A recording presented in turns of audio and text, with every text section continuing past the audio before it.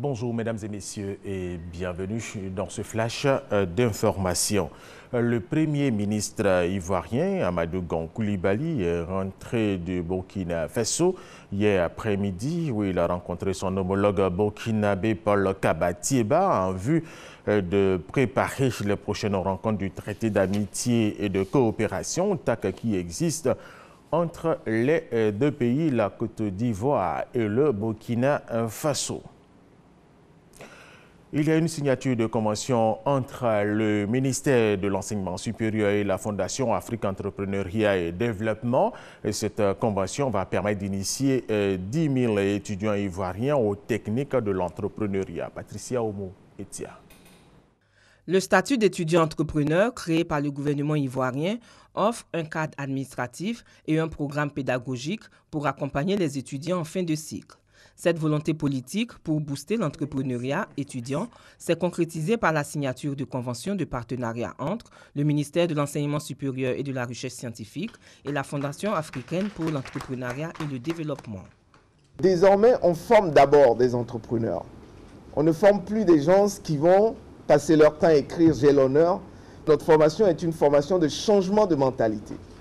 On veut former les étudiants à changer leur mentalité, à devenir des entrepreneurs, comme nous le disons, de classe mondiale, qui peuvent rivaliser, qui peuvent vendre des rêves à travers le monde et non seulement en Côte d'Ivoire. Cette vision du président repose sur la formation d'un capital humain compétent, compétitif, de qualité, qui puisse répondre aux besoins de l'économie. De les sensibiliser à l'entrepreneuriat, à l'auto-emploi, parce que ça demande un changement de mentalité, ça demande un engagement personnel pour dire que c'est un programme extrêmement important pour notre système d'enseignement supérieur.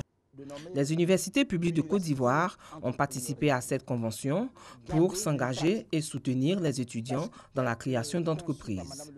C'est un enseignement qui va être nécessairement transversal et qui s'adressera à nos étudiants en droit, en médecine, en lettres et sciences humaines, tous ceux qui seront en fin de cycle et qui éprouveront le besoin de développer ce qu'on appelle l'auto-emploi.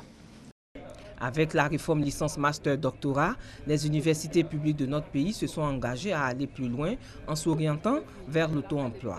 Sensibiliser à l'entrepreneuriat est donc une solution appropriée.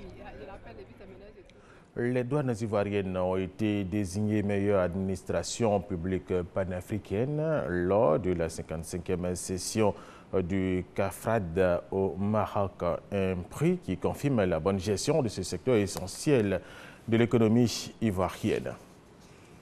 Le secteur de la commande publique veut se redynamiser pour contribuer efficacement au développement de la Côte d'Ivoire. Les responsables techniques des cellules de passation des marchés publics des différents ministères viennent d'être formés à Yamoussoukro, à l'hôtel président, sur les procédures de contrôle et de régulation des marchés publics.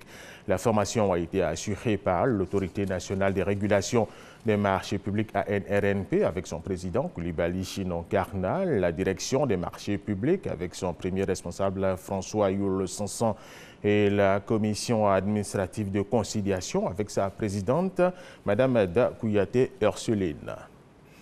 Voilà, toute autre chose à présent. 26 soldats égyptiens ont été tués et d'autres blessés hier vendredi dans une vague d'attaques, dont des attentats à la voiture piégée contre plusieurs barrages dans le nord du Sinaï, selon l'armée égyptienne. Armée qui a affirmé avoir tué 40 des assaillants lors des affrontements.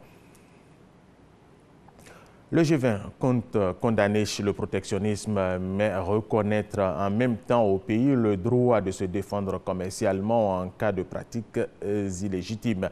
Les États-Unis d'Amérique étaient jusqu'ici réticents à s'engager explicitement à combattre le protectionnisme et obtiendraient en contrepartie de leur revirement le droit à l'usage d'instruments légitimes de défense commerciale.